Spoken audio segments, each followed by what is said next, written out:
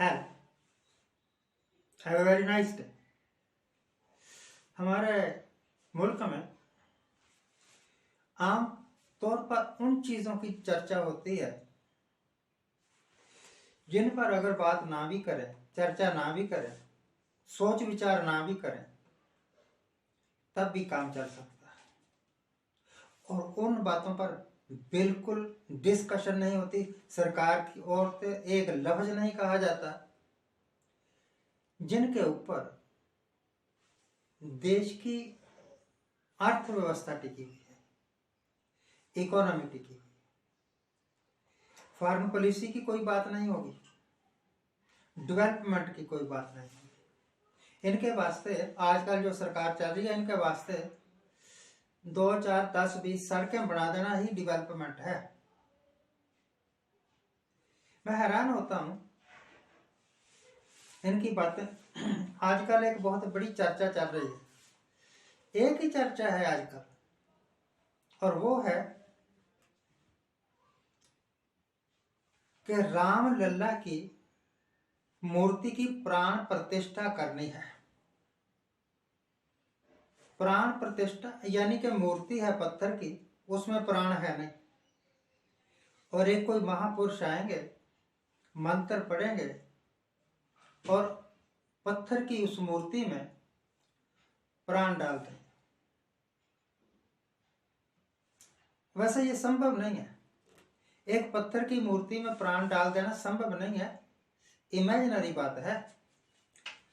अगर संभव होता तो हिंदुस्तान में कितने लाखों मंदिर हैं, और उनमें से कई मंदिर तो कोई 800 साल, कोई 1000 साल, कोई 2000 साल पुराना है। उनमें जो मूर्तियां हैं वो महज पत्थर की आइडियोल्स हैं, मूर्तियां हैं, बुत हैं। उनमें प्राण नहीं डाले गए, प्राण डाले ही नहीं जा सकते, ये तो कुदरत का नियम है। सिर्फ जीवित शरीर में ही प्राण होते हैं, और पत्थर कोई जीवित शरीर नहीं है, तो उसमें प्राण होने का है। एनीवे, प्राण प्रतिष्ठा करेंगे, मोदी साहब करेंगे प्राण प्रतिष्ठा। मैं हैरान हूं ये सोच के कि वो शख्स जो एक पत्थर की मूर्ति में प्राण डाल सकता है, प्राण प्रतिष्ठा कर सकता है, उसके राज में हिंदुस्तान विदेशी कर्ज के बोझ के तले कैसे दबा हुआ है। एक मंत्र पढ़े, फूक मारे और सारा विदेशी कर्ज गायब। जिस वक्त मुगल बार बार हमला कर रहे थे ना हिंदुस्तान पर, तो गुरु नानक उस वक्त के राजाओं के पास गया, जो बॉर्डर एरिया के राजा होंगे उनके पास गए होंगे, और उनको कहा कि आप तैयारी करिए, विदेशी आक्रमण करने आ रहे हैं, हिंदुस्तान पर हमला करेंगे और हिंदुस्तान का सब माल असबाब, औरतें तक भी लूट कर ले जाएंगे। तो उस वक्त के राजाओं ने कहा कि हम मंत्र मारेंगे, हमारे पास ऐसे ऐसे पंडित हैं, ऐसे ऐसे ज्ञानी पुरुष हैं, ऐसे ऐसे सिद्ध जति जोगी हैं कि मंत्र मार के मुगलों को अंधा कर देंगे। हमारा दुश्मन आगे ही नहीं बढ़ सकेगा, तो हमें सेना की क्या जरूरत है जब हमारे पास इतने धुरंधर। मुगल आए, हमला किया, जो जितने भी लूटपाट कर सकते थे कर ली और वापस चले गए। तो गुरु नानक ने एक बात कही, गुरु ग्रंथ साहब में दर्ज है और ऐतिहासिक तथ्य है, कोई मुगल न हुआ अन्ना, किन्हू न पर्चा पाया। यानी जंतर बना के किसी ने नहीं फेंका, कोई भी मुगल अंधा नहीं हो सका, और वो अपना काम कर गए।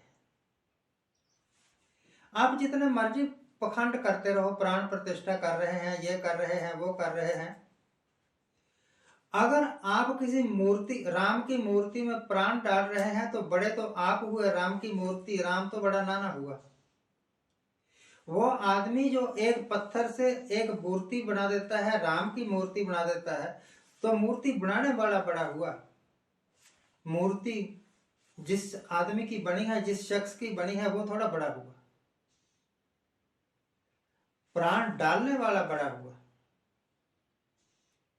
निर्जीव था, प्राण डाल दिए, तो बड़ा कौन हुआ? जिसने निर्जीव को जीवित कर दिया। और जो निर्जीव था, किसी की कृपा से जीवित हो गया, वो थोड़ा बड़ा हुआ। मेरी बातें चुभने वाली हैं, परंतु आप सोचिए कि अगर इस तरह के पखंड हम ना करें और मान लें कि भगवान या राम या कृष्ण जो कुछ भी है वो सर्वव्यापी है, तब हमें उनकी मूर्तियों की पूजा करने की जरूरत नहीं। वो तो हर एक के मन में बस जाएंगे। घट घट में हर जूक बस है, हर एक शरीर में ही है। तो ये तो बात हुई प्राण प्रतिष्ठा की। कहने लगे कि 3 मूर्तियां बना रहे हैं हम, और जो सबसे बेस्ट मूर्ति होगी ना, उसके अंदर प्राण प्रतिष्ठा कर दी जाएगी। 2 को रिजेक्ट कर दिया जाएगा कि भैया ठीक तो ठीक ही, परंतु इस ये नहीं, हमें ये पसंद है।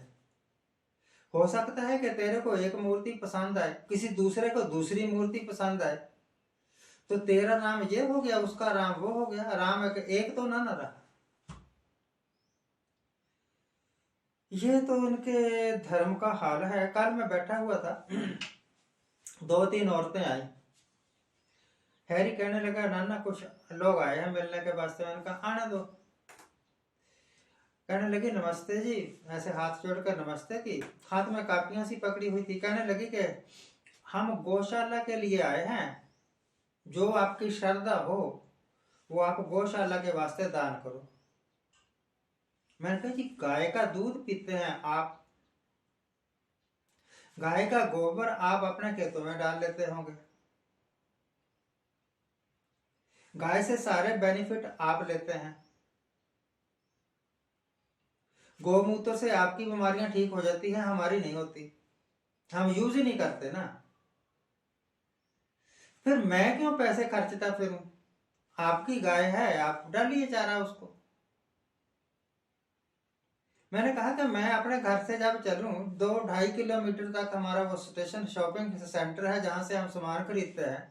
इस 2.5 किलोमीटर के सफर में कम से कम 25-30 आवारा गाय बैल सड़कों पर मंडराते रहते हैं।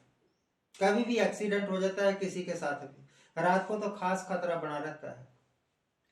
अगर आप गौशाला के इतने ही हितैषी हैं, तो ये जो आवारा पशु हैं, ये आवारा क्यों हैं? इनको आप क्यों नहीं संभालते? कहते हैं हमने बड़े संभाले हुए हैं, ये हमारे संभालने से बाहर वाले हैं। मैंने कहा तो फिर मैं दान उन्हीं का दूंगा ना जो इन आवारा बाहर वालों को संभाल ले। मैं 10, 20, 50 नहीं दूंगा, मैं 100, 200 नहीं दूंगा, मैं 5,000, 10,000 दे दूंगा, परंतु मुझे पूरे उन्ना डिस्ट्रिक्ट में एक भी आवारा पशु नजर नहीं आना चाहिए। मंजूर है, सौदा तो ले जाओ, पर लिख के देना पड़ेगा कि आज के बाद कोई भी आवारा पशु नजर नहीं आएगा सरदार जी को। मेरे बेटे ने 100 रुपया निकाल के दे दिया तो वो 100 रुपया लेके चले गए।